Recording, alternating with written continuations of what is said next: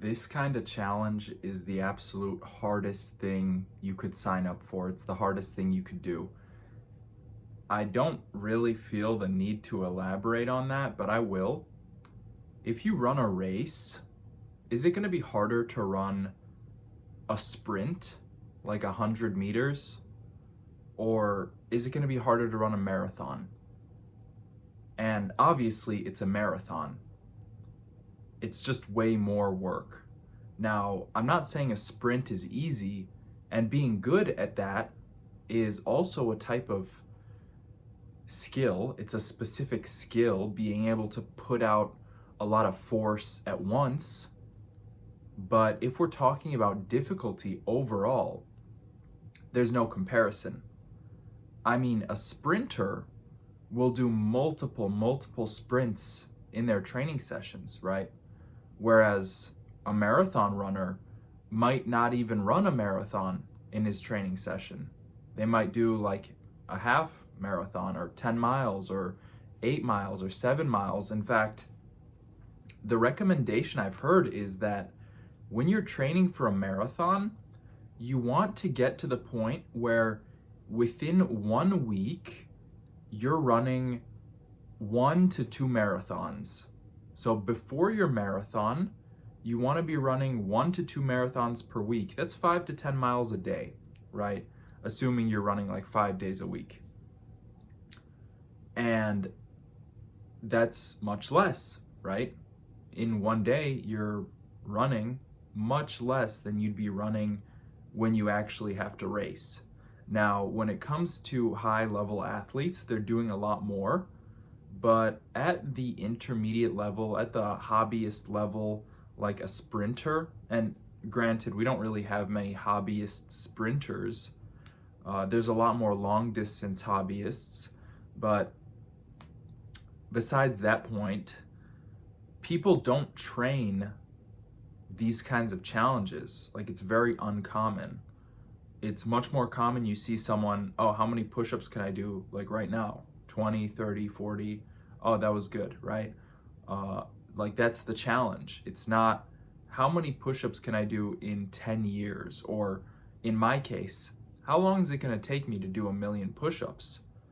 That's a much more difficult challenge because it's a challenge about endurance. It's not about, how fast I could do it even. It's about, can I do it at all? And that's what I'm really testing is, can I do it? Am I going to quit?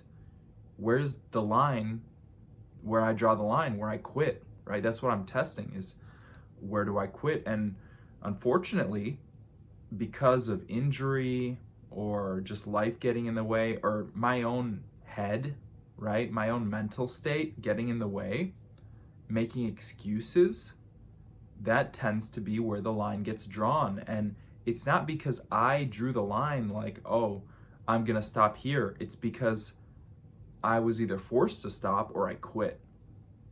That's the real sad reality is a lot of us choose to quit way earlier than we're done. Myself included. I mean, even last year when I injured my wrist, I like to say, oh, I couldn't continue because I injured my wrist, but in reality, I could have just continued doing push-ups. Like I could have been at over 100,000 push-ups by now, but I just decided I'm gonna stop. And so I stopped. And yeah, I mean, I had a pretty good excuse. I want to recover, I want to heal. At the same time, like I didn't need that necessarily. And in some regards, we prioritize different things. For myself, I like working on a bunch of skills, and this push-up challenge is just one thing that I'm working on.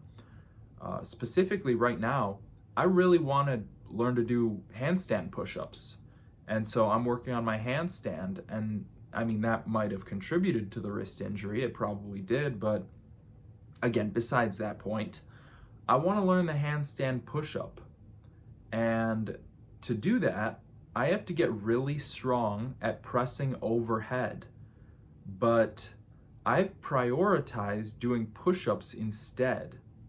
So I'm still working on my handstand, but I'm no longer working on overhead pressing. And in fact, I haven't done nearly any overhead pressing in the past year, to the point where, although I've gotten better at certain aspects of my fitness, I've definitely dropped off in terms of overhead pressing because I've been telling myself, like, oh, I'm already pressing. Like, I'm doing, at this point, 200 push ups every other day. And so I don't want anything to get in the way of me progressing with the push ups. If something causes me to be really sore to the point where I can't do the push ups, like, I don't like that. It's getting in the way of my progress. And because this is such a big challenge, I wouldn't be surprised if there's like a period of time where I just decide, you know what, I'm gonna take a whole year off of push ups, or maybe like 6 months. Like last year, I took about 3 or 4 months completely no push ups, adding almost nothing to the tally because I wanted to heal my wrist. But, you know, we make these kinds of priorities, and the real thing that I want to avoid is don't prioritize rest over training. Like, rest is good. It's good to sleep. It's good to eat well. It's good to not train when you're not training. It's also good to train when it's time to train. And it's so easy to just get in the habit of, oh, I'm not going to do anything at all.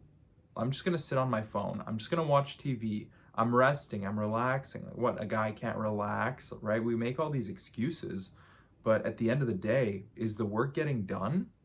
Have you earned your meal? This is something I love to think about is, have I earned my meal? Like, do I really deserve to eat?